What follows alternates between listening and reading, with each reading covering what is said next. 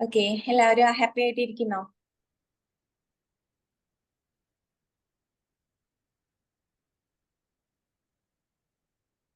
Yes, okay, happy. Fine. Okay, thank you. അപ്പം എല്ലാവരും നല്ല ഹാപ്പി ആയിട്ട് തന്നെയാണ് ഇരിക്കുന്നതെന്ന് പറഞ്ഞു. then നമുക്ക് നമ്മുടെ സെഷൻ സ്റ്റാർട്ട് ചെയ്യാനുള്ള ടൈം ആയിട്ടുണ്ട്. സോ ഇന്ന് എന്താണ് നമ്മുടെ ഒരു ഇതെന്ന് പറയാമോ? മീൻസ് ഓരോ ദിവസം നമ്മൾ ഷെഡ്യൂൾ ചെയ്യുന്നതാണ്. ജസ്റ്റ് നിങ്ങളൊന്ന് കമന്റ് ചെയ്യുക ഇന്ന് എന്താണ് നമ്മുടെ സെഷനിൽ വരുന്നത് എന്നുള്ളത്. എനിക്കറിയാം. ഞാൻ സ്റ്റോറി. Okay, thank U. നിങ്ങളൊന്ന് ആക്റ്റീവ് ആവാൻ വേണ്ടിയിട്ട് മീൻസ് ഒന്ന് ചാറ്റ് ബോക്സ് ആണെങ്കിലും നിങ്ങളുടെ മൈക്ക് ഒന്ന് അൺമ്യൂട്ട് ചെയ്ത് സംസാരിക്കാനൊക്കെ വേണ്ടിയിട്ടാണ് കേട്ടോ. എല്ലാവർക്കും അറിയാവുന്ന കാര്യങ്ങളാണ്. എല്ലാ വ്യാഴാഴ്ചയും മൈ സ്റ്റോറിയാണ് അല്ലെ. ഇന്ന് നമുക്ക് സ്റ്റോറി പറയാൻ വരുന്നത് പുതിയൊരു ആളാണ്. ഡോക്ടർ KP നജമുദ്ദീൻ ആണ് നമുക്ക് ഇന്ന് സ്റ്റോറി ഷെയർ ചെയ്യാൻ വന്നിട്ടുള്ളത്. സാറിന്റെ സ്റ്റോറി ഷെയർ ചെയ്യാൻ ഇവിടെ റെഡി ആയിട്ട് നിൽക്കുകയാണ്. സോ സാറെ ഇൻട്രൊഡ്യൂസ് ചെയ്തിട്ട് സാറിന്റെ സ്റ്റോറി സ്റ്റാർട്ട് ചെയ്യുന്നതായിരിക്കും. അപ്പം നമുക്ക് ഈ ഒരു സെഷൻ സ്റ്റാർട്ട് ചെയ്യാൻ വേണ്ടിയിട്ട് നജമുദ്ദീൻ സാറിനെ ഇൻവൈറ്റ് ചെയ്യാം. Sir, please welcome. Thank you so much.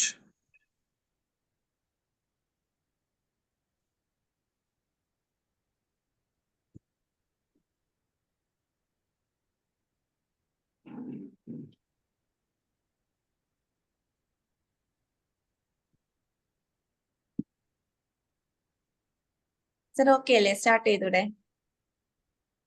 അല്ല, എന്തോ ഇൻട്രൊഡക്ഷൻ എന്തോ ഉണ്ടാവും പറഞ്ഞു. ഇൻട്രൊഡക്ഷൻ ഉണ്ടോ? സാർ ഒന്ന് സാർ ഇൻട്രൊഡ്യൂസ് ചെയ്യോ? ഞാൻ തന്നെയാണ് ഇൻട്രൊഡ്യൂസ് ചെയ്യേണ്ടത്. ഓക്കെ ഓക്കെ ഞാൻ ഡോക്ടർ KP നജീമുദ്ദീൻ. ഞാനൊരു പ്രൊഫസറും പിന്നെ ഒരു ചെറിയൊരു സ്പീക്കറുമാണ്. പിന്നെ കരിയർ കൗൺസിലറാണ്. ഒരു കൺസൾട്ടിംഗ് ഫേം സ്വന്തമായിട്ട് നടത്തിക്കൊണ്ടിരിക്കുന്നുണ്ട്. ക്രിയ insights business research and creative solutions എന്നാണ് കമ്പനിയുടെ പേര്. എന്റെ നാട് മലപ്പുറം ജില്ലയിലെ തിരൂരാണ്. അപ്പോൾ ഒരു 2013 മുതൽ നമ്മുടെ ഈ സ്കിൽ ഡെവലപ്മെന്റ് ആൻഡ് മോട്ടിവേഷൻ രംഗത്തും ടീച്ചിങ് ഫീൽഡിലും വളരെ സജീവമായിട്ട് പ്രവർത്തിച്ചു വരുന്നുണ്ട്. 2017 മുതൽ ഓണ്ടർപ്രണർ കൂടി ആയിട്ട് മാറിയിട്ടുണ്ടായിരുന്നു. ഇങ്ങനെ സജീവമായിട്ട് പോയിക്കൊണ്ടിരിക്കുന്നു. ഇതാണ് എന്റെ ഒരു introduction. Okay, thank you sir. അപ്പം സാറിന്റെ ഇൻസ്പയർ ആയിട്ടുള്ള സ്റ്റോറി ഷെയർ ചെയ്യാനാണ് സർ ഇവിടെ എത്തിയിട്ടുള്ളത്. സോ ഈ ഒരു സ്റ്റോറി സ്റ്റാർട്ട് ചെയ്യാൻ വേണ്ടിയിട്ട് ഞാൻ സാറിനെ ഇൻവൈറ്റ് ചെയ്യാണ്. സർ, സ്റ്റാർട്ട് ചെയ്തോ. Thank you so much Mufeeda. എല്ലാവർക്കും ഗുഡ് മോർണിംഗ്. അപ്പൊ ഞാൻ എന്നെ കുറിച്ച് ഞാൻ പറഞ്ഞു ചെറുതായിട്ട് ഞാനൊരു തുടക്കം ഇട്ടു. അപ്പോൾ ഇത് എത്രത്തോളം ഇൻസ്പയറിംഗ് ആയിരിക്കും എന്ന് എനിക്ക് അറിയില്ല. നിങ്ങൾ എല്ലാവരും ഇനി ഞാൻ പറയാൻ പോകുന്ന അടുത്ത ഒരു 20 മിനിറ്റ് സമയം കൊണ്ട് ഞാൻ പറയാൻ പോകുന്ന കാര്യങ്ങളൊന്ന് കേൾക്കുക. കേട്ടതിന് ശേഷം നിങ്ങൾ തീരുമാനിക്കുക അത് ഇൻസ്പയറിംഗ് ആണോ അല്ലയോ എന്ന് നിങ്ങൾ പറയാം. അത് ഞാൻ തന്നെ പറയുന്നത് ശരിയല്ല. അപ്പൊ നമുക്ക് തുടങ്ങാം അല്ലേ? ഇപ്പോ എന്നെ കേട്ടുകൊണ്ടിരിക്കുന്ന ആളുകളിൽ ഏകദേശം 22ഓളം ആളുകളുണ്ട്. ഈ 22ഓളം ആളുകളിലെ ഒരു 1-2 പേർക്കെങ്കിലും ഞാൻ ഇനി പറയാൻ പോകുന്ന കാര്യങ്ങൾ ഒരു ഇൻസ്പയർ ഏജ് കൊണ്ടുവരാണെങ്കിൽ പോലും ഞാൻ വളരെ ഹാപ്പിയാണ്. അതുകൊണ്ട് തന്നെ ഞാൻ ഇവൻ 2 പേരുണ്ടെങ്കിൽ പോലും ഞാൻ ഒരു മീറ്റിംഗിൽ ഞാൻ സംസാരിക്കാറുണ്ട്. എന്റെ ആശയങ്ങൾ ഞാൻ പങ്കുവെക്കാറുണ്ട്. അപ്പൊ നമുക്ക് എന്റെ ഒരു സ്റ്റോറിയിലേക്ക് നമുക്ക് കിടക്കാം. വർഷം 1982, സ്ഥലം തമിഴ്നാട്, തീയതി ജനുവരി 12 തമിഴ്നാട്ടിലെ സേലം ജില്ലയിലെ മേട്ടൂർ എന്ന സ്ഥലത്ത് പ്രവർത്തിക്കുന്ന മേട്ടൂർ കെമിക്കൽസ് എന്ന് പറയുന്ന കമ്പനിയുടെ അവിടുത്തെ ഒരു ടൗൺഷിപ്പാണ്. ആ ടൗൺഷിപ്പിൽ ഇങ്ങനെ നിരനിരയായിട്ട് വീടുകളാണ്. നമ്മുടെ കൽപ്പാത്തി അഗ്രഹാരത്തിലൊക്കെ നമ്മൾ കാണാറില്ലേ പാലക്കാട്, അതുപോലൊക്കെ 2 നിരകളായിട്ട് ഇങ്ങനെ പരസ്പരം ഫേസ് ചെയ്ത് നിൽക്കുന്ന വീടുകളുടെ നീണ്ട നിര. ആ ഒരു തെരുവിലേക്ക് രാത്രി ഏതാണ്ട് ഒരു 1 മണി 1:30 മണി ആയി കാണും. ഒരാള് ഒരു വലിയൊരു കാളക്കൂറ്റിനെ കൊണ്ട് വന്ന് നിൽക്കുകയാണ്. നിങ്ങൾ ചിലപ്പോൾ ഈ തമിഴ് സിനിമ ഒക്കെ കാണുന്ന ആൾക്കാരെ കണ്ടിട്ടുണ്ടാവും. പഴയ തമിഴ് സിനിമകളിലൊക്കെ കാണാറുണ്ടാവും. ഈ വില്ലേജ് സിനിമകളിലൊക്കെ കോടാങ്കി എന്നാണ് പറയുക. കോടാങ്കി എന്ന് പറഞ്ഞാൽ അയാളൊരു പ്രത്യേക ഒരു വിഭാഗത്തിൽപ്പെട്ട ആളുകളാണ്. അവർ രാത്രി കാലങ്ങളിലാണ് അവർ പുറത്തിറങ്ങുക. അവരെപ്പോഴും ഒരു കാളയെ കൂടെ കൊണ്ടു നടക്കുന്നുണ്ടാകും.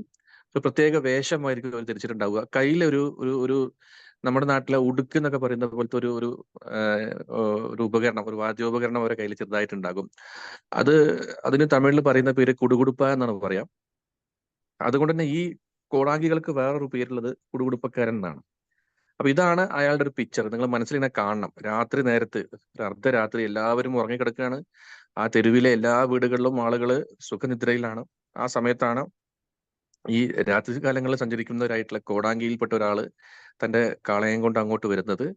വന്നിട്ട് ഒരു വീടിന്റെ മുമ്പിൽ എത്തിയപ്പോ അയാൾ ഇങ്ങനെ തന്റെ കയ്യിലുള്ള കുടുകുടുപ്പ ഇങ്ങനെ ആട്ടിക്കൊണ്ട് അയാൾ ഉറക്കെ സംസാരിക്കുകയാണ്. നല്ല കാലം பிறக்குது, நல்ல காலம் பிறக்குது. இந்த வீட்டுல ஒரு புள்ள பிறக்க போகுது. இந்த வீட்டுல ஒரு ராஜகுமாரன் பிறக்க போறான்.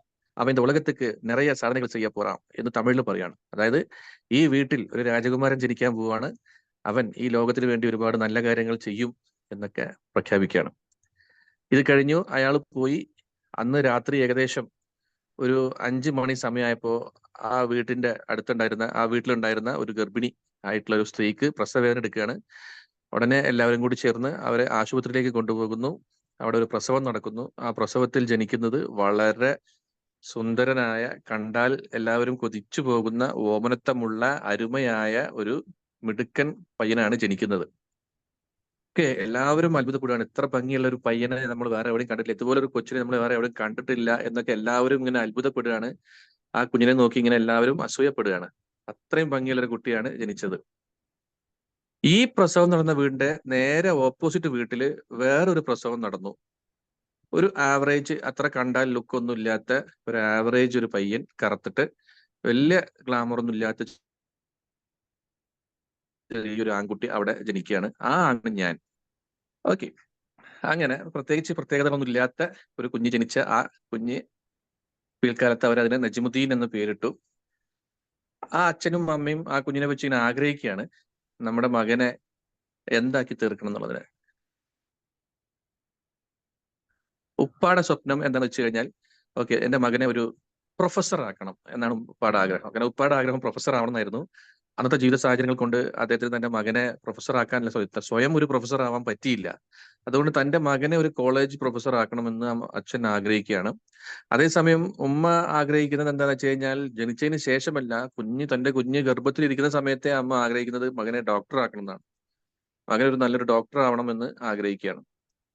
അങ്ങനെ ഈ കുഞ്ഞ് ജനിച്ച് കുറച്ചങ്ങോട്ട് ആയപ്പോഴേ, ഒരു ഏകദേശം ഒരു 5 വയസ്സായപ്പോഴേ തന്റെ പിതാവ് ഈ കുഞ്ഞിനെ പ്രൊഫസർ ആക്കണം എന്നുള്ള ആഗ്രഹം ഉപേക്ഷിച്ചു. കാരണം എന്താ വെച്ച് കഴിഞ്ഞാല്, കുഞ്ഞിന് ശരിയായ സംസാരശേഷി ഇല്ലായിരുന്നു. കുഞ്ഞിങ്ങനെ ഒരു ഒരു എന്താ പറയാ, നമ്മുടെ നാട്ടിൽ ഈ വിക്ക് എന്നൊക്കെ പറയില്ലേ, അങ്ങനെ വിക്കിക്കൊണ്ടാണ് സംസാരിക്കുക. നമ്മുടെ നാടൻ ശൈലിയിൽ പറഞ്ഞ കൊഞ്ഞപ്പെടാന്ന് പറയും. അപ്പൊ അങ്ങനെ എന്തെങ്കിലും ഒരു കാര്യം പറയുമ്പോ, ഇപ്പോ ചക്കക്കുരു എന്ന് പറയാനാണെങ്കിൽ ചത്തത്തുരു എന്നേ പറയുള്ളൂ. എന്ന വാക്ക് ആ കുട്ടിക്ക് പറയാൻ കഴിയില്ല. പിന്നെ പലപ്പോഴും ഇങ്ങനെ വിക്കി കൊണ്ടാണ് സംസാരിക്കുമ്പോൾ ഒരു തടസ്സം, എവിടെയോ ഒരു തടസ്സം ആ കുട്ടിക്ക് ഇങ്ങനെ അനുഭവപ്പെടുന്നു. അപ്പോൾ ഡോക്ടേഴ്സിനൊക്കെ കാണിച്ചപ്പോൾ ഡോക്ടേഴ്സ് ഇല്ല, ഈ കുട്ടിയുടെ ഇത് ഇങ്ങനെ തന്നെയാണ്, ഒരു വിക്കനായിട്ടാണ് ഈ കുട്ടി ജീവിക്കാൻ പോണെന്ന് പറഞ്ഞപ്പോ ആ നിമിഷത്തോടു കൂടി അച്ഛൻ മകനെ കുറിച്ചുള്ള ആ സ്വപ്നങ്ങൾ, പ്രൊഫസർ ആക്കുക എന്നുള്ള സ്വപ്നങ്ങൾ ഉപേക്ഷിക്കുകയാണ്. കാരണം സ്വയം സംസാരിക്കാൻ കഴിവില്ലാത്ത ഒരുത്തൻ എങ്ങനെയാണ് കമ്മ്യൂണിക്കേറ്റ് ചെയ്ത് മറ്റുള്ളവരെ പാഠങ്ങൾ പറഞ്ഞു കൊടുക്കാൻ പോകുന്നത്, എങ്ങനെയാണ് ടീച്ച് ചെയ്യാൻ പോകുന്നത് എന്നുള്ള കാര്യത്തിൽ സംശയമായപ്പോൾ അവരെ പ്ലാൻ ഉപേക്ഷിക്കുകയാണ്. അത് കഴിഞ്ഞു ഉമ്മ അപ്പോഴും തന്റെ മകനെ ഡോക്ടർ ആക്കണം എന്നുള്ള ആഗ്രഹം കൊണ്ട് നടക്കുകയാണ്. അവര് ഏറ്റവും നല്ല സ്കൂളിൽ തന്നെ മകനെ കൊണ്ടുപോയി ചേർക്കുന്നുണ്ട്. പക്ഷെ മകന് തീരെ പഠിക്കാൻ പറ്റുന്നില്ല. പഠിപ്പിൽ ഉഴപ്പനാണ്, വളരെ ഉഴപ്പനാണ്. എത്രത്തോളം ഉഴപ്പനാണെന്ന് വെച്ച് കഴിഞ്ഞാൽ, ഇവൻ എല്ലാ വർഷവും എക്സാം കഴിയുമ്പോൾ അവന്റെ ടെക്സ്റ്റ് ബുക്കുകൾ സെല്ല് ചെയ്യും. സാർ, അത് സോറി, ക്യാമറ ഓൺ അല്ല എന്ന് പറയുന്നുണ്ട്. പക്ഷെ എന്താ സംഭവം എന്ന് വെച്ച് കഴിഞ്ഞാൽ, എന്റെ വീട് നിൽക്കുന്നത് ഒരു അത്ര റേഞ്ച് ഇല്ലാത്തൊരു സ്ഥലത്താണ് നിൽക്കുന്നത്. അപ്പൊ അതുകൊണ്ട് തന്നെ ഞാൻ റേഞ്ച് കിട്ടാൻ വേണ്ടി ഇവിടെ ഇരുട്ടത്ത് വന്നിരിക്കുകയാണ് ഒരു സ്ഥലത്ത്. അതുകൊണ്ടാണ് ഞാൻ ക്യാമറ ഓൺ ആക്കാത്തത്. അപ്പോ ക്യാമറ ഓൺ ആക്കിയാൽ ചിലപ്പോൾ അതിന്റെ ഈ നെറ്റ്വർക്കിന് എഫക്ട് ആവാനുള്ള സാധ്യതയുണ്ട് ചിലപ്പം. അപ്പോ നിങ്ങൾ സ്റ്റോറി കേൾക്കൂ, അതിനുശേഷം നമുക്ക് ഒന്ന് പരസ്പരം കാണാം, അതൊന്നും വിഷയമാക്കണ്ട. അപ്പൊ തൽക്കാലം നിങ്ങൾ സ്റ്റോറി കേൾക്കൂ. ഓക്കെ, അങ്ങനെ എക്സാം കഴിയുന്നതോടുകൂടി തന്റെ പാഠപുസ്തകങ്ങളെല്ലാം അടുത്ത ബാച്ചിന് വിൽക്കുന്ന ലെവലിലേക്ക് ആള് പോവുകയാണ്. അപ്പോ ചെറുപ്പം തൊട്ട് ഒരു ഓണ്ടർപ്രണൽ മൈൻഡ് സെറ്റ് ഉണ്ട്. അങ്ങനെ പോയിക്കൊണ്ടിരിക്കുന്ന ഒരു പയ്യൻ ഏകദേശം 8ാം ക്ലാസ് എത്തിയ സമയത്ത് ഇവനക്ക് പഠിപ്പ് തലയിലേ കയറുന്നില്ല. അതായത് ഇവൻ എന്ന് പറയുന്ന ആള് ഞാൻ തന്നെയാണ്. എനിക്ക് പഠിപ്പ് തലയിൽ കയറുന്നില്ല, ഭയങ്കര മടിയാണ്. അതോടുകൂടി ഉമ്മയുടെ ആ ഒരു പ്രതീക്ഷ സ്വപ്നങ്ങളൊക്കെ ഉപേക്ഷിക്കുകയാണ്. തന്റെ മകനെ ഒരു ഡോക്ടർ പോയിട്ട് കമ്പൗണ്ടർ പോലും ആക്കാൻ പറ്റില്ല എന്നുള്ള ഒരു അവസ്ഥയിലേക്ക് കാര്യങ്ങൾ എത്തിപ്പോവാണ്. അങ്ങനെ ഒരു ആവറേജ് സാഹചര്യങ്ങളിൽ ഇങ്ങനെ കുട്ടികൾ ഇങ്ങനെ പോയിക്കൊണ്ടിരിക്കുന്നു. എക്സാം ഈ പിന്നെ പത്താം ക്ലാസ്സിലൂടെ അടുക്കും തോറും കുട്ടിക്ക് ടെൻഷൻ വരികയാണ്, പേടി വരികയാണ്, എല്ലാവരും ഇട്ട് പേടിപ്പിക്കുകയാണ്. അങ്ങനെ ഒരു താൻ 8ാം ക്ലാസ്സിൽ പഠിക്കുന്ന സമയത്ത് ഏതാണ്ട് 94-ലെ ഒരു ഓണം വെക്കേഷന് ആ തവണ ഓണം പരീക്ഷയിൽ ആ കുട്ടി വളരെ മോശമായിട്ടായിരുന്നു ഇപ്പൊ പ്രകടനം കാഴ്ചവെച്ചിട്ടുണ്ടായിരുന്നത്. പ്രത്യേകിച്ച് കണക്ക് പേപ്പറിലൊക്കെ ആ കുട്ടിക്ക് ഒരു മാർക്കും ഉണ്ടാവാൻ സാധ്യതയില്ല, കിട്ടാൻ സാധ്യതയില്ല. വളരെ മോശം പ്രകടനമാണ്. അപ്പോ ആ ആൻസർ പേപ്പർ വീട്ടിൽ കിട്ടുമ്പോൾ, ഓണം കഴിഞ്ഞ് ആൻസർ പേപ്പർ വീട്ടിൽ കിട്ടുമ്പോൾ ആലോചിച്ചതിന് ശേഷം ആ കുട്ടി ഒരു ട്രെയിൻ പിടിച്ച് നാട് വിടുകയാണ്. വീട്ടിൽ നിന്ന് കുറച്ച് കാശ് കൊടുത്ത് നാട് വിടുകയാണ്. നേരെ ചെന്ന് ട്രെയിനിൽ കയറി, ആദ്യം കണ്ട ട്രെയിനിൽ ചെന്ന് കയറി. പിന്നെ എത്തിപ്പെടുന്നത് ചെന്നൈയിലാണ്. ചെന്നൈയില് എന്തെല്ലാം പണികൾ ചെയ്തിട്ടുണ്ടെന്ന് വെച്ച് കഴിഞ്ഞാൽ, ചെന്നൈയിൽ എത്തിക്കഴിഞ്ഞാൽ ഉപജീവനത്തിന് വേണ്ടിയിട്ട് ഇനി നാട്ടിലേക്ക് എന്തായാലും തിരിച്ചില്ല എന്നുള്ള കാര്യം ഉറപ്പിച്ചു. ഇനി ഇവിടെ എന്തെങ്കിലുമൊക്കെ പണിയൊക്കെ ചെയ്ത് ജീവിക്കാം എന്ന രീതിയിൽ അവിടെ ചെന്നൈയിൽ ജോലി ചെയ്യാണ്. ആദ്യം വലിയ വലിയ ജോലികൾക്ക് വേണ്ടി ശ്രമിക്കുകയാണ്. ഏതെങ്കിലും കടകളിലൊക്കെ കണക്ക് എഴുതാനോ അതുപോലുള്ള ജോലിയൊക്കെ ശ്രമിക്കുന്ന സമയത്താണ് മനസ്സിലാവുന്നത് അത്തരം ജോലികൾക്ക് ഡിഗ്രി ഉള്ള ആൾക്കാർ പോലും വെയിറ്റിംഗിലാണ്. ഈ സമയത്താണ് 8ാം ക്ലാസ് പോലും ഇല്ലാത്ത, വെറും 7ാം ക്ലാസ് മാത്രം യോഗ്യതയുള്ള ഒരാൾ പോയി നിൽക്കുന്നത്. അപ്പൊ അതുകൊണ്ട് അതൊന്നും കിട്ടുന്നില്ല. അവസാനം വേറെ നിവൃത്തി ഇല്ലാണ്ട് പോയിട്ട് എന്താ ചെയ്യുന്നതെന്ന് വെച്ച് കഴിഞ്ഞാൽ, പല ജോലികൾ ചെയ്യുന്നു. അതിലൊന്ന് ഹോട്ടലിലെ എച്ചിൽ പാത്രങ്ങൾ കഴുകുന്ന ജോലി ചെയ്യേണ്ടി വരികയാണ്. ബാറിലെ ഗ്ലാസുകളും ഇതൊക്കെ എടുത്ത് സപ്ലൈ ചെയ്യേണ്ട, അവിടുത്തെ കള്ളും മറ്റുമൊക്കെ സപ്ലൈ ചെയ്യുന്ന ആ ഒരു ജോലി എടുക്കേണ്ടി വരികയാണ്. സിനിമാ തിയേറ്ററിൽ ടിക്കറ്റ് ചീന്തി കൊടുക്കുന്ന ജോലി ചെയ്യാണ്. ഗേറ്റ് കീപ്പറുടെ ജോലി ചെയ്യേണ്ടി വരികയാണ്. അങ്ങനെ പലതരം ജോലികൾ ചെയ്യേണ്ടി വരുന്നു. അപ്പോഴത്തേക്കും ഏകദേശം ഒരു 10 ദിവസത്തോളം സമയമാകുന്നു. നാട്ടിൽ നിന്ന് പുറപ്പെട്ടതിന് ശേഷം 10 ദിവസം സമയമാവുകയാണ്. 10 ദിവസത്തിന് ശേഷം അപ്പോഴാണ് നമുക്ക് ഈ കുടുംബ ബന്ധങ്ങളുടെ മനസ്സിലാകുന്നത്. കാരണം നമ്മളെ കെയർ ചെയ്യാനോ നമ്മളെ കുറിച്ച് അന്വേഷിക്കാനോ നമ്മൾ വല്ലതും കഴിച്ചോ ഇതൊന്നും അന്വേഷിക്കാൻ ആരുമില്ല. അപ്പോ വീട്ടിലെ കാര്യങ്ങൾ ഓർമ്മ വരുന്നു. വീട്ടിലേക്ക് തിരിച്ചെത്താൻ പറ്റിയിരുന്നെങ്കിൽ എന്നുള്ള കാര്യങ്ങൾ ഓർമ്മ വരുന്നു. വീടിനേക്കാൾ എത്രയോ മാരകമായ അവസ്ഥയാണ് പുറത്തുള്ളത്. പുറം ലോകം നമ്മൾ വിചാരിക്കുന്ന അത്രയും ഒരു നല്ല ലോകമല്ല. ഇവിടെ എല്ലാം സ്വാതന്ത്ര്യം കൊടുക്കുന്ന ലോകമല്ല. ഇവിടെ ഒരുപാട് പ്രശ്നങ്ങളും പ്രയാസങ്ങളും ഉണ്ടെന്ന് മനസ്സിലാക്കിയിട്ട്, വീടിന്റെ വില മനസ്സിലാക്കിയിട്ട് വീട്ടിലേക്ക് തിരിച്ചെത്താൻ വേണ്ടി പ്രയാസപ്പെടുകയാണ്. ഒരുവിധം അങ്ങനെ അതിനുള്ള മാനസികമായിട്ടുള്ള തയ്യാറെടുപ്പിൽ നിൽക്കുന്ന സമയത്താണ് ഒരിക്കൽ ബാറിൽ വർക്ക് ചെയ്യുന്ന സമയത്ത് ഒരാൾക്ക് സപ്ലൈ ചെയ്യാൻ വേണ്ടി പോകുന്ന സമയത്ത് അയാൾ എന്നെ ഇങ്ങനെ അടിമുടി നോക്കുകയാണ്. നീ ആടാ എന്ന് നോക്കുകയാണ്. ഞാൻ പറഞ്ഞു, ഞാൻ ഇവിടെ വർക്ക് ചെയ്യാന്ന് പറഞ്ഞിട്ട്. വർക്ക് ചെയ്യേ? ഇത്രയും ചെറിയ പ്രായത്തിൽ നിനക്ക് എന്താ ബാറിലെന്തോ ജോലി എടുക്കുന്ന കാര്യം എന്താന്ന് ചോദിച്ചു. അപ്പൊ ഞാനിങ്ങനെ അയാൾ കുറച്ചും കൂടി റഫായി ചോദിച്ചപ്പോൾ ഞാൻ പേടിച്ചിട്ട് അയാൾ കാര്യങ്ങളൊക്കെ പറഞ്ഞു. ഞാൻ നാട് വിട്ടു വന്നതാണ്, എന്റെ നാട് കേരളത്തിലാണ് എന്നൊക്കെ പറഞ്ഞു. അപ്പൊ അയാൾ ചെയ്ത കാര്യം എന്താണെന്ന് വെച്ച് കഴിഞ്ഞാൽ ഒന്ന് ഉപദേശിച്ചു. മേലാൽ നിന്നെ ഇതുപോലുള്ള സ്ഥലത്ത് കാണാൻ പാടില്ല. ഞാൻ പോലീസാണ്, നിന്നോട് കണ്ട ഞാൻ നിന്നെ അറസ്റ്റ് ചെയ്ത് ജയിലിലാക്കും.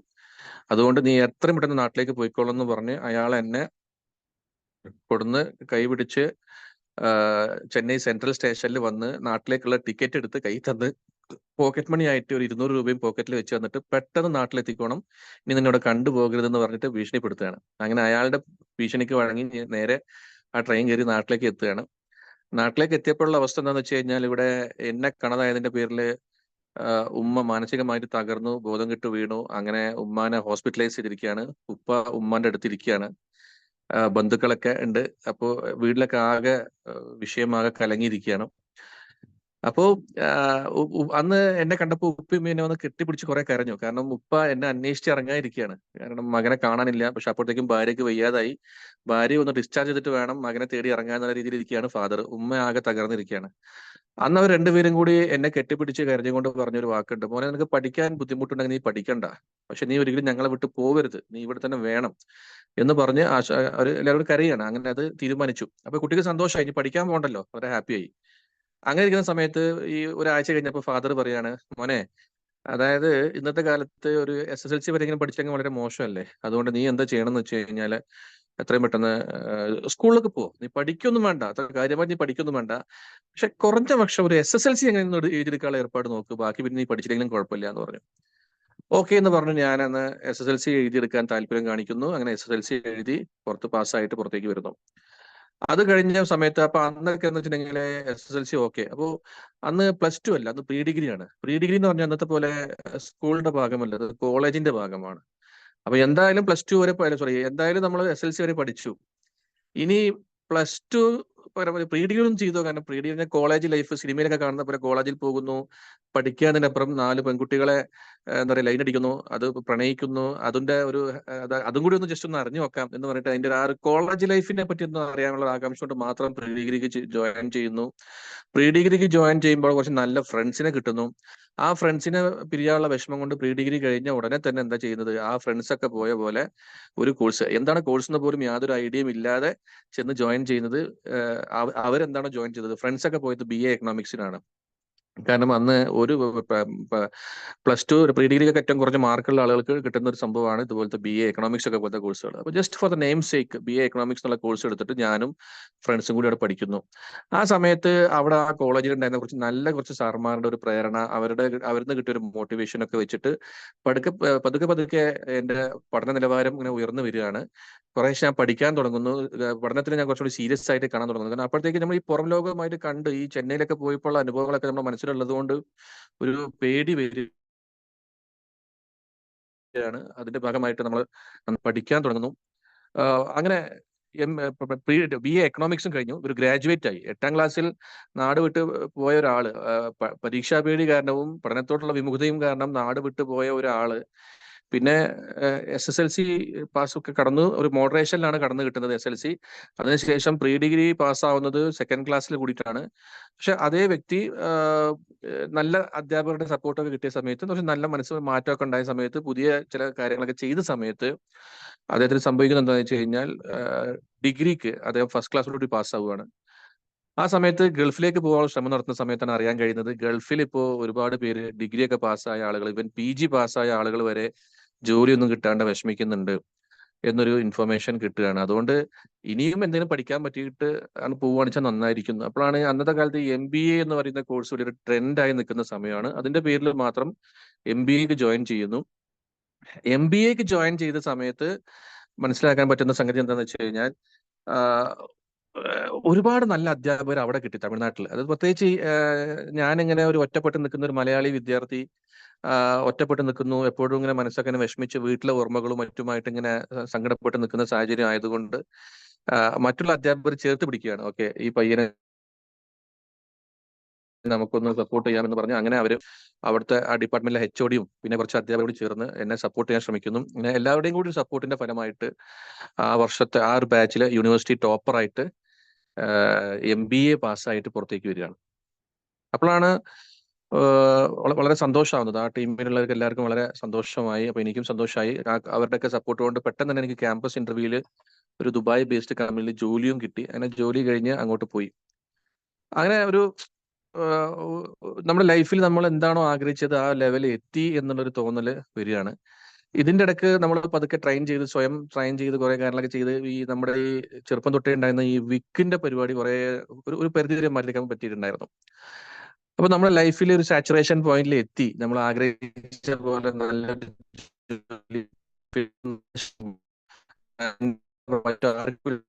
നല്ലൊരു ജോലി പ്രൊഫൈലൊക്കെ ആയി അങ്ങനെ പോയിക്കൊണ്ടിരുന്ന സമയത്താണ് തോന്നുന്നത് ഇവിടെ കൊണ്ട് നിർത്തിയാൽ പോരാ എന്ന് തോന്നുന്നത്. അതിനിടയ്ക്ക് എന്റെ ഒരു പ്രൊഫസർ ഉണ്ടായിരുന്നു, ഡോക്ടർ N പഞ്ചനാഥം എന്ന് പറയും. അദ്ദേഹം വളരെ ഫേമസ് ആയിട്ടുള്ള ഒരാളാണ്. അദ്ദേഹത്തിനോട് സംസാരിക്കുമ്പോൾ അദ്ദേഹം പറയാണ്,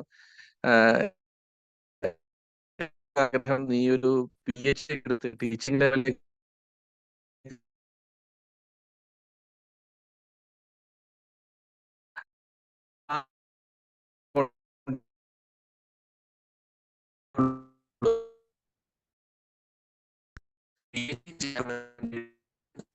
കല്യാണം കഴിഞ്ഞ് കല്യാണത്തിന് ശേഷം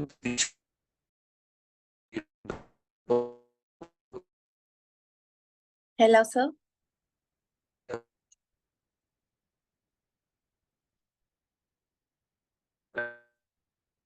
സർ, എന്റെ വോയിസ് ബ്രേക്ക് ആവുന്നുണ്ടായിരുന്നു.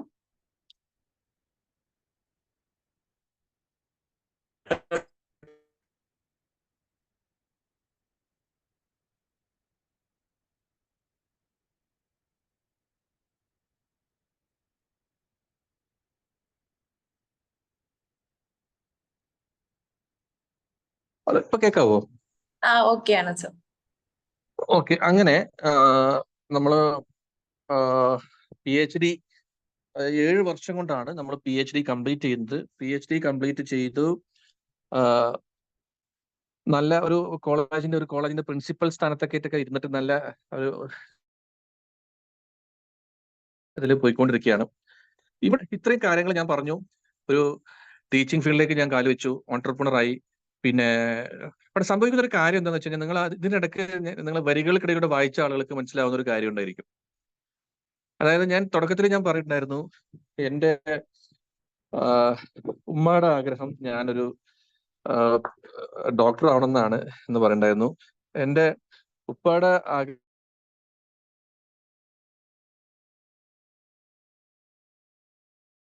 ഞാനൊരു കോളേജ് ഓൺട്രപ്രനിക്കുന്ന ഒരാളായിരുന്നു. ചെറുപ്പം തൊട്ട് കൈ കിട്ടിയൊക്കെ വിൽക്കുക, പിന്നെ അതിലൂടെ പ്രോഫിറ്റ് ഉണ്ടാക്കുക മൈൻഡ് സെറ്റ്. അപ്പൊ എനിക്കൊരു ഓൺട്രപ്രണർ ആവണമെന്നായിരുന്നു എൻ്റെ ആഗ്രഹം. പക്ഷെ ഇവിടെ ഒരു വിധിയുടെ കളി എന്ന് വേണമെങ്കിൽ പറയാം. അവസാനം സംഭവിച്ചത് എന്താ വെച്ച് കഴിഞ്ഞാൽ, എൻ്റെ ഉമ്മ ആഗ്രഹിച്ച പോലെ എനിക്കൊരു ഡോക്ടറേറ്റ് PhD കിട്ടി. എൻ്റെ പേരിന് മുമ്പിൽ ഡോക്ടർ എന്നൊരു പ്രിഫിക്സ് വന്ന് ചെയ്തതാണ്. അങ്ങനെ ഞാൻ ഡോക്ടർ നജ്മുദ്ദീനായി. പിന്നെ ഞാനത് ടീച്ചിങ് ഫീൽഡിലേക്ക് ഞാൻ കടന്നതോട് കൂടിയിട്ട് ഞാനൊരു കോളേജ് പ്രൊഫസറുമായി. അപ്പോൾ ഉപ്പാടെ ആഗ്രഹം നിറവേറി. പിന്നെ പതുക്കെ ഞാൻ അതിന്റെ കൂടെ തന്നെ സമാന്തരമായിക്കൊണ്ട് ഞാൻ ക്രിയ insights business research and creative solutions എന്നുള്ള കമ്പനി ഫോം ചെയ്ത്, ആ കമ്പനിയിൽ എനിക്കൊരു 6-7 സ്റ്റാഫുകളുണ്ട്. അവർ മുഖാന്തരം നമ്മുടെ ബിസിനസ് ചെയ്തുകൊണ്ടിരിക്കുന്ന സമയത്ത് ഞാൻ ആഗ്രഹിച്ച ആ സ്വപ്നവും നിറവേറി. ഞാനൊരു ഓൺട്രപ്രണറും ആയി. ഓക്കെ, അപ്പൊ എല്ലാവരും ഹാപ്പി. ഇങ്ങനെ പോയിക്കൊണ്ടിരിക്കുന്ന സമയത്ത് എനിക്ക് പിന്നെയും ഒരു ഫുൾഫിൽമെന്റ് തോന്നാത്ത ഒരു അവസ്ഥയുണ്ട്. അങ്ങനെ കുറച്ചു കാലം, മാക്സിമം 2 വർഷം, കാരണം 7 വർഷത്തെ കഠിനമായിട്ടുള്ള കഷ്ടപ്പാടുകൾക്ക് ശേഷമാണ് നമുക്ക് PhD കിട്ടുന്നത്. അതോടുകൂടി എനിക്ക് തോന്നിയ ഓക്കെ, ഹാപ്പി. ആ ഒരു 2 വർഷം മാത്രമേ ഹാപ്പിനെസ് നിന്നുള്ളൂ. പിന്നെ നമ്മുടെ ലൈഫ് എവിടെയോ അങ്ങനെ തട്ടിമുട്ടി നിൽക്കുന്ന പോലത്തെ ഒരു ഫീലിംഗ്. ആ സമയത്ത് ഞാൻ ചെയ്തെന്ന് വെച്ചാൽ, നമുക്ക് എന്തെങ്കിലും ഒരു കാര്യം ചെയ്യണം. നമ്മുടെ പേര്, നമ്മുടെ മരണശേഷവും ഈ ലോകം നമ്മളെ ഓർക്കുന്ന പോലെ എന്തെങ്കിലും ഒരു കാര്യം ചെയ്യണം എന്ന് ആഗ്രഹിച്ചുകൊണ്ട് ഞാൻ കുറച്ച് കാര്യങ്ങൾ ചെയ്യാൻ തീരുമാനിച്ചു. പക്ഷെ എൻ്റെ ഏറ്റവും വലിയ ഷോർട്ടേജ് എന്ന് പറഞ്ഞാൽ, ഈ ജോലി, ബിസിനസ് സംബന്ധമായിട്ടുള്ള തിരക്കുകൾ, ഇതിൻ്റെയൊക്കെ ഇടയ്ക്ക് എനിക്കൊരു സമയം കിട്ടാത്തൊരു പ്രശ്നം ഉണ്ടായിരുന്നു. അപ്പൊ അന്ന് ഞാനൊരു കാര്യം ചെയ്തു. അതിന് എന്താ ചെയ്യാന്നുള്ള കാര്യം ഞാൻ ആലോചിച്ചിട്ട് ഞാനൊരു കാര്യം ചെയ്തു. ഒരു പക്ഷെ ഞാൻ ഇപ്പൊ ഈ ഗ്രൂപ്പിന്റെ ഒരു എന്താ പറയുക, തത്വത്തിന് ഏറ്റവും യോജിക്കുന്ന കാര്യം ഞാൻ ഈ പറയാൻ വേണ്ടി പോണത്. ഞാൻ നമ്മുടെ റോബിൻ ശർമ്മയുടെ 5 AM ക്ലബ് എന്ന് പറഞ്ഞ ബുക്ക് അന്നാണ്, ആ സമയത്ത് ഞാൻ വായിച്ചത്. ആ വായിച്ചതിന്റെ ഫലമായിക്കൊണ്ട് ഞാൻ തീരുമാനിച്ചത് എന്താണെന്ന് വെച്ച് കഴിഞ്ഞാൽ, ഞാൻ സാധാരണ രാവിലെ എഴുന്നേൽക്കുമ്പോൾ ഏകദേശം ഒരു 7 മണി സമയം ആവാറുണ്ട്. 7 മണി സമയമായി ഞാൻ പെട്ടെന്ന് കുളിച്ചൊരുങ്ങി എഴുന്നേറ്റ് നേരെ കോളേജിലേക്ക് ഓടാറാണ് പതിവ്. അതിനൊരു മാറ്റം വരുത്താൻ വേണ്ടി ഞാൻ പതുക്കെ എന്റെ സമയം, ഞാൻ എഴുന്നേൽക്കുന്ന സമയം ഒരു 15 മിനിറ്റ് ഞാൻ പുറകോട്ട് ഇങ്ങനെ സഞ്ചരിക്കാൻ തുടങ്ങി. ഫോർ എക്സാമ്പിൾ, 7 മണിക്ക് എഴുന്നേറ്റ് പിന്നെ ഞാനൊരു 6:45 അലാറം വെച്ച് എഴുന്നേൽക്കാൻ തുടങ്ങി. അതുപോലെ പിന്നെ ഒരാഴ്ച കഴിഞ്ഞപ്പോൾ ഞാനത് 6:30 ആക്കി, പിന്നെ 6:15 ആക്കി, 6 ആക്കി. അങ്ങനെ ഞാൻ ഇങ്ങനെ പുറകോട്ട് വന്നിട്ട് ഞാൻ 5 മണിക്ക് എഴുന്നേൽക്കുന്ന ഒരു അവസ്ഥയിലേക്ക് ഞാൻ എത്തി. ഇങ്ങനെ പുറകോട്ട് വന്ന് ഒരു കണ്ടിന്യൂസ് ആയിട്ട് ഒരു 21 ഡേയ്സ്, ഞാൻ 21 ദിവസം തുടർച്ചയായിട്ട് ഞാൻ 5 മണിക്ക് എഴുന്നേൽക്കാൻ തുടങ്ങിയപ്പോൾ പിന്നെ അതെന്റെ ജീവിതചര്യത്തിന്റെ ഭാഗമായി. ഞാൻ എത്ര ക്ഷീണത്തിൽ കിടന്നാലും ശരി, കറക്റ്റ് 5 മണിക്ക് ഞാൻ എഴുന്നേൽക്കും. കാരണം എന്റെ ബോഡി ആ ഒരു അവസ്ഥയും ട്യൂൺഡ് ആയി പോയി. അങ്ങനെ ഇരിക്കെ 5 മണിക്ക് എഴുന്നേൽക്കാൻ തുടങ്ങി. അപ്പോൾ എനിക്ക് 7 മണിക്ക് എഴുന്നേൽക്കുന്ന നാള് ഞാൻ 5 മണിക്ക് 2 മണിക്കൂർ എനിക്ക് ദിവസം എക്സ്ട്രാ കിട്ടുകയാണ്. ആ 2 മണിക്കൂർ ഉപയോഗിച്ചുകൊണ്ട് ഞാൻ ഒരു പുസ്തകം എഴുതാൻ തുടങ്ങി. എല്ലാ ദിവസവും ഞാൻ രാവിലെ എഴുന്നേറ്റിട്ട് പുസ്തകം വായനയും അതിന്റെ ഒപ്പം രചനയും ഞാൻ ചെയ്യാൻ തുടങ്ങി. അങ്ങനെ കുറേ കാലങ്ങളായിട്ട്, എത്രയോ വർഷങ്ങളായിട്ട് പെൻഡിങ്ങിൽ കിടക്കുന്ന സംഭവമായിരുന്നു. അത് ഞാൻ അങ്ങനെ ചെയ്യാൻ തുടങ്ങി. അങ്ങനെ ഞാൻ എഴുതുന്ന കാര്യങ്ങൾ ഞാൻ അപ്പോൾക്കപ്പോൾ ഞാൻ എൻ്റെ ഒരു ബ്ലോഗ് പേജ് തുടങ്ങിയിട്ട് അതിൽ ഞാൻ ബ്ലോഗുകളായിട്ട് ഞാൻ പോസ്റ്റ് ചെയ്യാനും തുടങ്ങി. അപ്പൊ അതിന് ഒരുപാട് പേര് നല്ല വായനക്കാരുണ്ടായി, നല്ല അപ്രീഷിയേഷൻ കിട്ടി. അപ്പൊ അവരുടെ അപ്രീഷിയേഷൻ എനിക്ക് ഭയങ്കര ഒരു മോട്ടിവേഷൻ ആയിരുന്നു. പിന്നെയും അങ്ങനെ കണ്ടിന്യൂസ് ആയിട്ട് കൂടുതലും ഈ ബിസിനസ് സംബന്ധമായിട്ടുള്ള ആർട്ടിക്കിൾസ് ആണ് ഞാൻ എഴുതാറുള്ളത്. അങ്ങനെ എഴുതി അതൊരു എന്താ പറയാ, ഒരു 100 അധ്യായങ്ങളായപ്പോ ഞാൻ എല്ലാം കൂടി കമ്പൈൽ ചെയ്ത് DC ബുക്സിന് അയച്ചു കൊടുത്തു.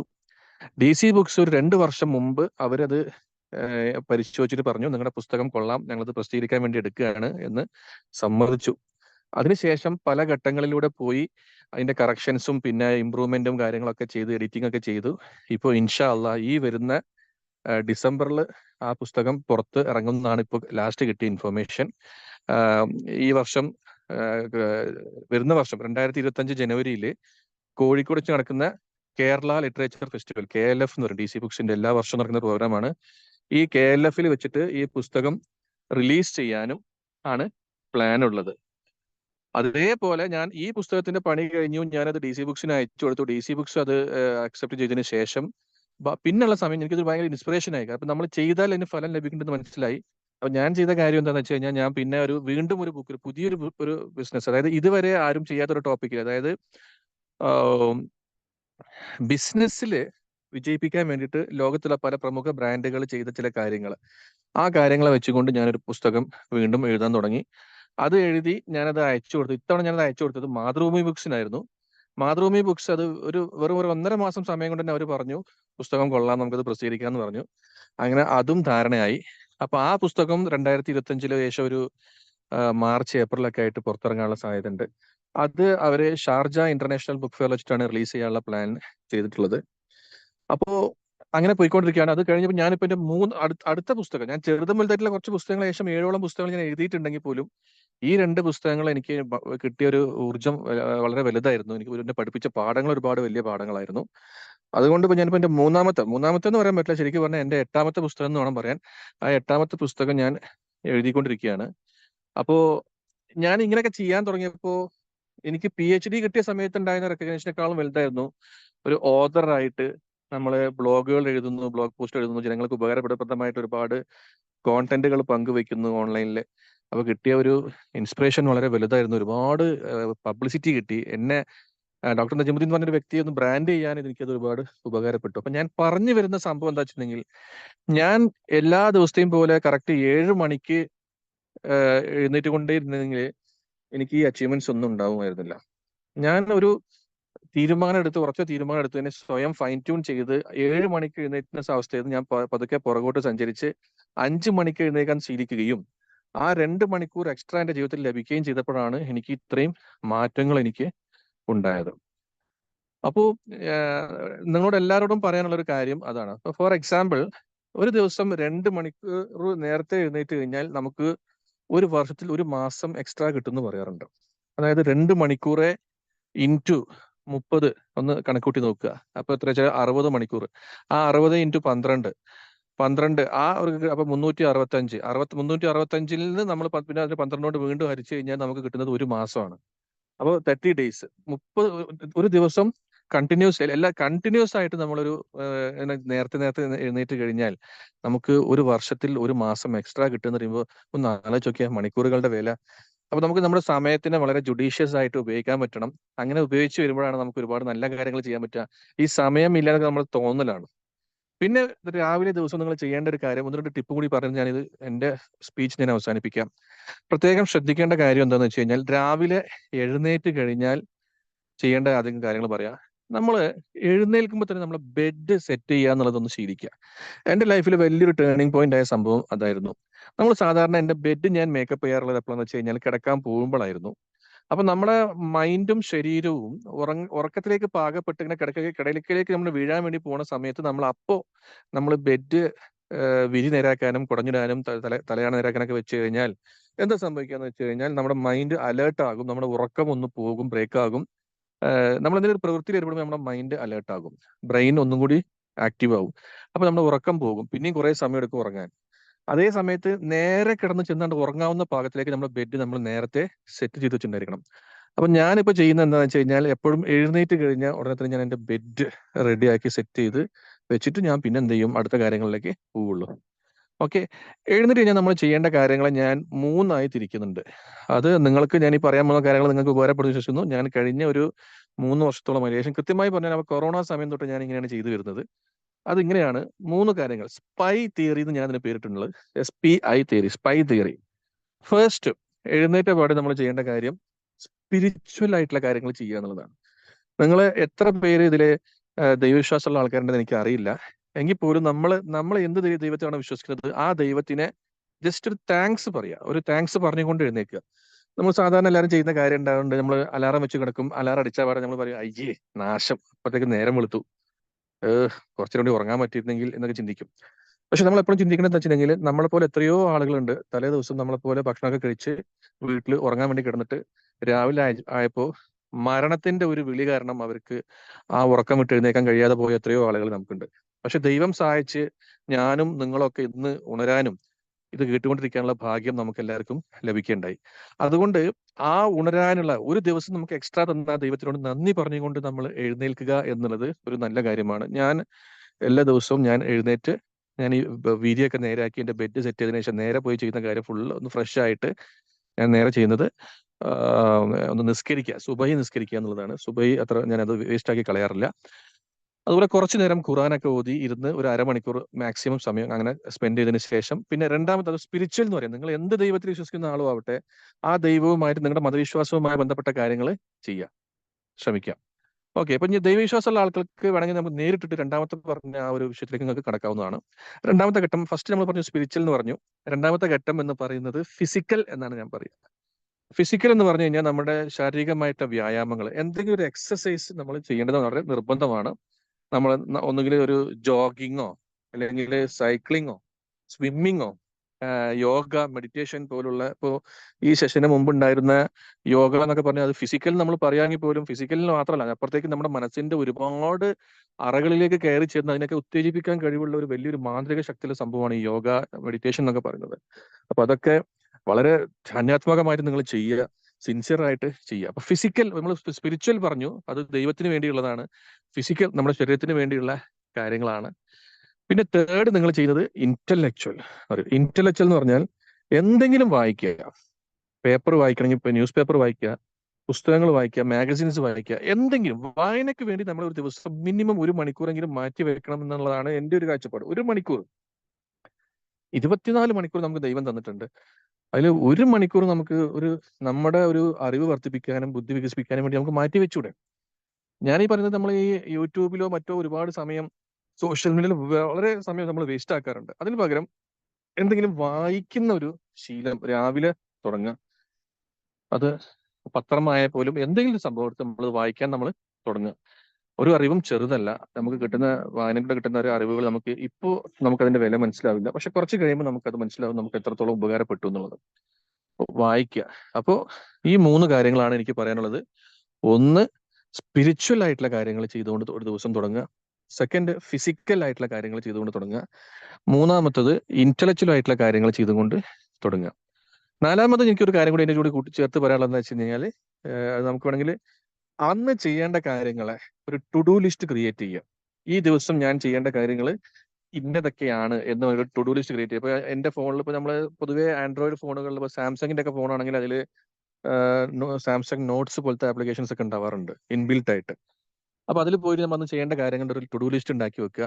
ഓരോ കാര്യങ്ങളും ചെയ്തു തീർക്കുമ്പോൾ അതിൽ പോയിട്ട് ടിക്ക് തൊട്ട് കഴിഞ്ഞാൽ അതിനെ എന്താ പറയുക, ഇനാക്റ്റീവ് ആവും, അതൊന്നും നിറം മങ്ങും. അപ്പൊ നമ്മൾ ചെയ്തു എന്നർത്ഥം. അപ്പോൾ രാവിലെ നമ്മൾ വീട്ടിൽ നിന്ന് പുറപ്പെടുമ്പോൾ ഒരു 20 കാര്യങ്ങൾ നമ്മൾ അതിൽ സെറ്റാക്കി വെച്ചിട്ടുണ്ടാവും.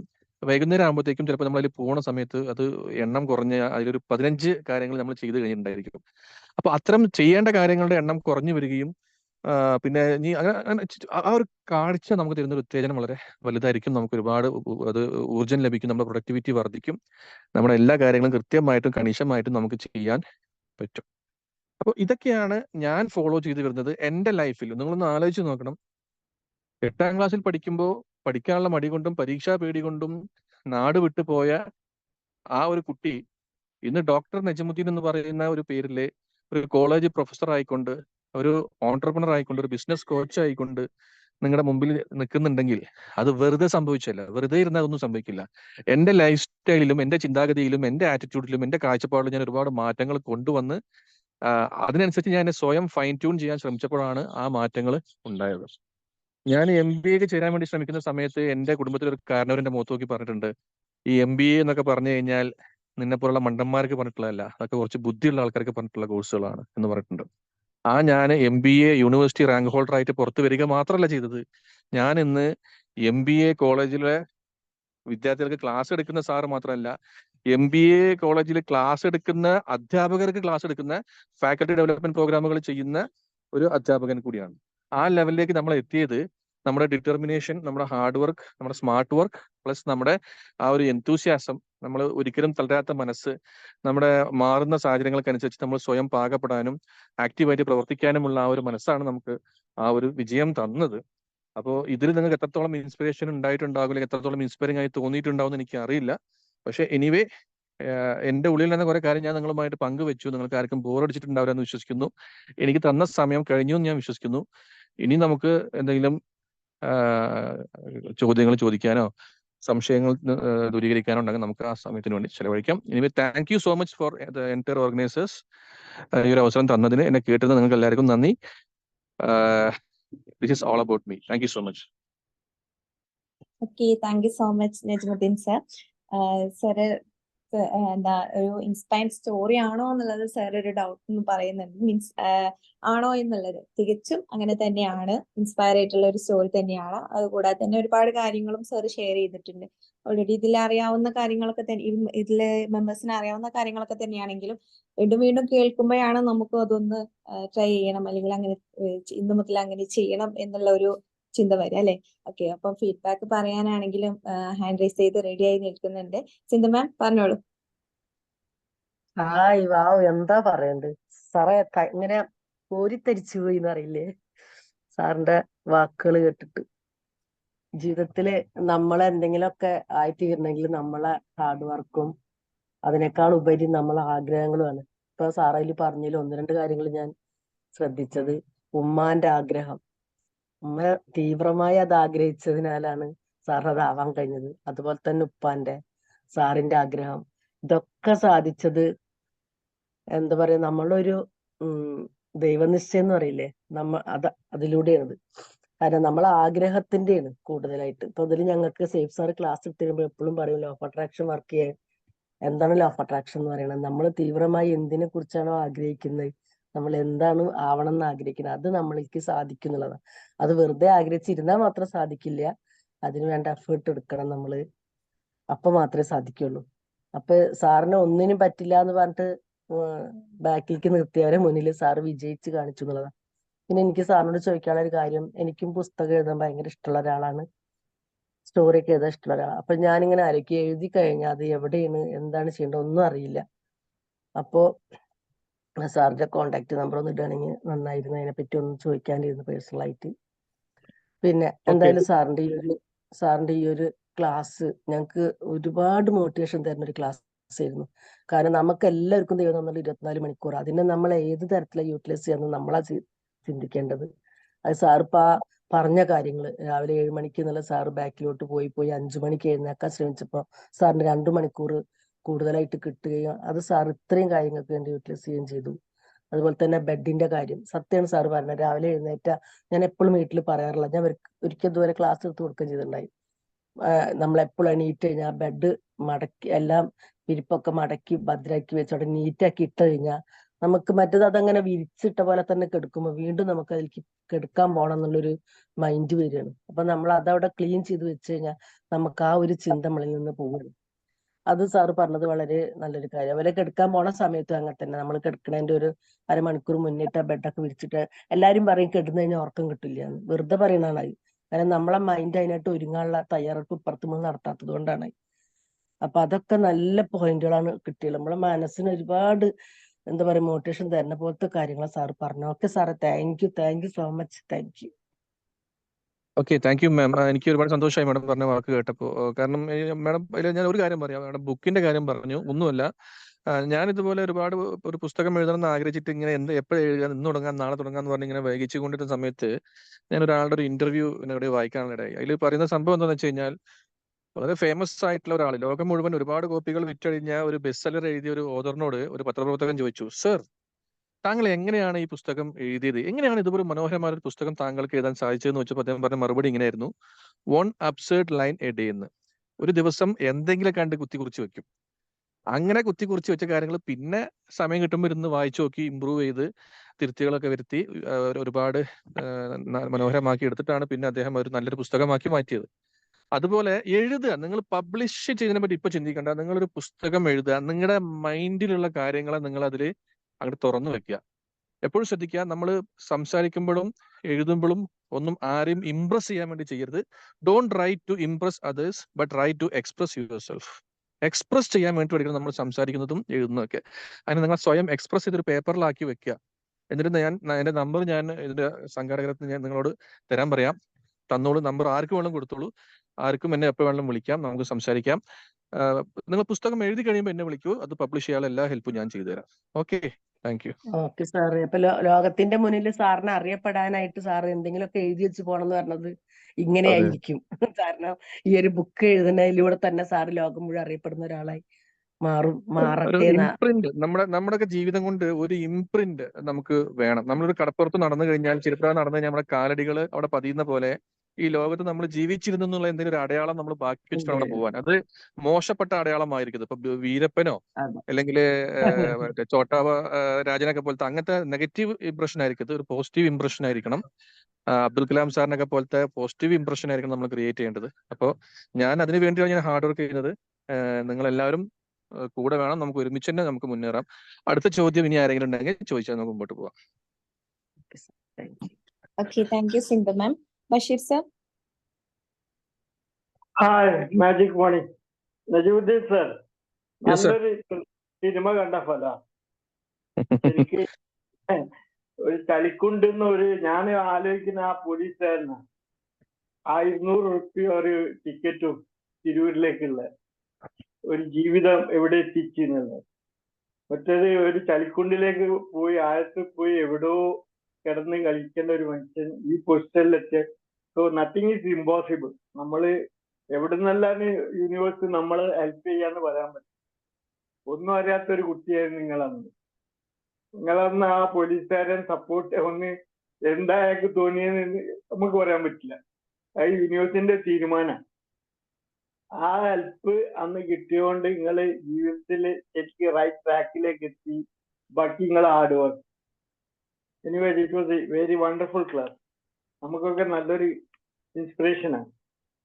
Thank you very much. Thank you Bashir sir for kind words. അതായത് ഞാൻ വീണ്ടും പറയാണ്, എനിക്ക് ഇപ്പോഴും ഉറപ്പൊന്നുമില്ല അയാൾ പോലീസുകാരനാണെന്നിട്ട്. കാരണം ചിലപ്പോൾ അയാൾ എന്നെ പേടിപ്പിക്കാൻ വേണ്ടി പറഞ്ഞതായിരിക്കാം, ചിലപ്പോൾ അയാൾ പോലീസ് തന്നെ ആയിരിക്കാം. പക്ഷെ അയാൾ ഞാൻ വർക്ക് ചെയ്യുന്ന ബാറിൽ മദ്യപിക്കാൻ വേണ്ടി വന്നൊരു ആളായിരുന്നു. അയാൾ എന്നോട് പറഞ്ഞൊരു വാക്ക് എനിക്ക് ഇപ്പോഴും നല്ല ഓർമ്മയുണ്ട്.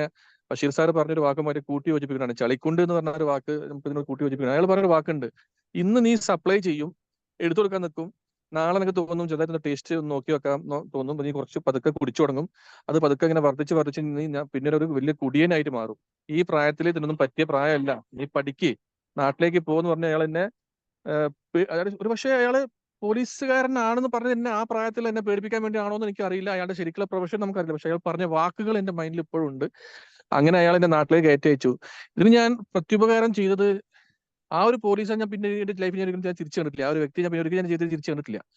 പക്ഷേ ഞാൻ ചെയ്ത വെച്ചാൽ ഞാൻ പിന്നെ കുറച്ചു കാലം ഞാൻ ചെന്നൈയിൽ വർക്ക് ചെയ്തിട്ടുണ്ട്. ഇപ്പൊ ഞാൻ പറഞ്ഞ ക്യാമ്പസ് ഇന്റർവ്യൂ കിട്ടിയതിനു ശേഷം ഞാൻ ഒരു വർഷത്തോളം ഞാൻ ചെന്നൈയിൽ വർക്ക് ചെയ്ത സമയത്ത് ഇതുപോലെ ഞാൻ 1-2 പയ്യന്മാരെ എന്റെ കൈ വന്ന് പെടുകയും, നാട്ടിൽ നിന്ന് ഒളിച്ചോടുന്ന പയ്യന്മാരെ എന്റെ കൈ പെടുകയും, ഞാൻ അവരെ അതിൽ ഒരാൾ തമിഴ്നാടിന്റെ നാമക്കൽ എന്ന് പറഞ്ഞ ഡിസ്ട്രിക്റ്റിൽ നിന്നുള്ള ഒരാളായിരുന്നു, ഒരു പയ്യൻ.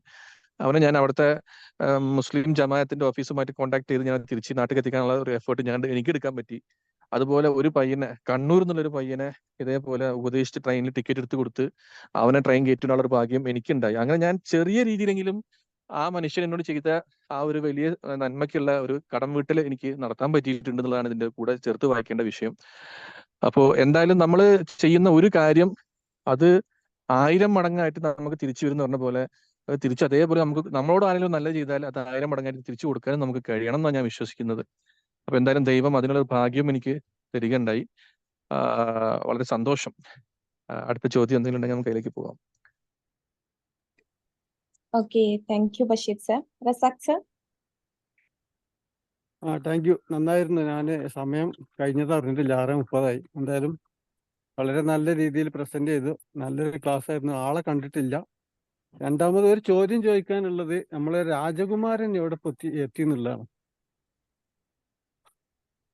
അല്ല, അതൊരു സംശയമാണ്. ഇതാണ് ആള്. ഞാൻ ഡോക്ടർ നജീമുദ്ദീൻ ഇപ്പോ മോർണിംഗ് വാക്കിലാണ്. ഓക്കെ. അപ്പോ രാജകുമാരൻ എവിടെ എത്തിയെന്ന് എനിക്ക് അറിയില്ല. കാരണം ഞങ്ങൾ പിന്നെ അവിടുന്ന് കുറെ വർഷങ്ങൾ കഴിഞ്ഞപ്പോ അവിടെ എന്റെ വല്യപ്പയായിരുന്നു തമിഴ്നാട്ടിൽ ആ മേട്ടൂർ കെമിക്കൽസ് എന്നുള്ള കമ്പനിയിൽ ജോലി ചെയ്തിരുന്നത്. എന്റെ ഉമ്മയുടെ ഉപ്പയായിരുന്നു. അദ്ദേഹം പിന്നെ കുറെ വർഷം കഴിഞ്ഞപ്പോൾ അവിടുന്ന് റിട്ടയർ ഒക്കെ ആയി. ഞങ്ങൾ എല്ലാവരും ഓരോ വഴിക്ക് പോയി. ഇപ്പൊ ആ ടൗൺഷിപ്പ് അവിടെ ഇല്ല. ഇപ്പൊ ടൗൺഷിപ്പ് ഒക്കെ ഇടിച്ചു നിരത്തി അവിടെ ഇപ്പൊ സോളാർ പവർ പ്ലാന്റ് ആണ് അവിടെ സ്ഥാപിച്ചിട്ടുള്ളത്. അപ്പോ അവരൊക്കെ എന്തായിരുന്നോ എവിടെ എത്തിയെന്നോ ഒരു പിടിയുമില്ല. രാജകുമാരൻ എന്തായെന്ന് അറിയില്ല, പക്ഷെ രാജകുമാരന്റെ അയൽക്കാരൻ രക്ഷപ്പെട്ടു എന്ന് വേണമെങ്കിൽ വിശ്വസിക്കാം. ഓക്കെ ഓക്കെ, താങ്ക് യു ആ. Sir. Thank U, welcome sir. അടുത്ത ചോദ്യം. Okay, thank U Razak sir. അപ്പൊ ഇനി ആർക്കെങ്കിലും ഫീഡ്ബാക്ക് പറയാനുണ്ടായിരുന്നോ?